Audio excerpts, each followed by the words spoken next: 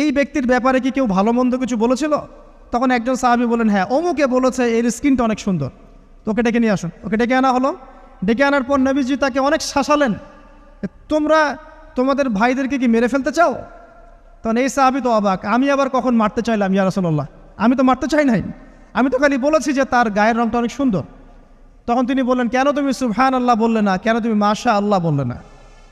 যখন মাশাআল্লাহ বলবেন, সুবহানাল্লাহ বলবেন, নজরটা লাগবে না। আর যখন আপনি মাশাআল্লাহ বলবেন না, সুবহানাল্লাহ বলবেন না, দেখবেন নজর লেগে গেছে। আপনি বিশ্বাস করেন ব্যবসা খুব ভালো চলছে, মানুষ বলল যে বাহ তোর তো ব্যবসা হেভি, লালে লাল শাহজালাল, ঠিক আছে, দেখবেন আপনার কেনা বেচা বন্ধ হয়ে গেছে। এরকম হবে, আমার কথাটা বিশ্বাস করেন। এটা কিন্তু সায়েন্স প্রমাণ করতে পারবেন না, আল্লাহ এবং তার রাসূল বলেছেন, তার উপরে কোনো সত্য নেই। আছে সূরা কাহফ 29 নম্বর আয়াত পড়ে দেখেন, আল্লাহ পাক বলছেন, ওয়াকুলিল হাক্কু মির রাব্বিকুম, সত্য সেটাই যা তোমার রবের পক্ষ থেকে আসে।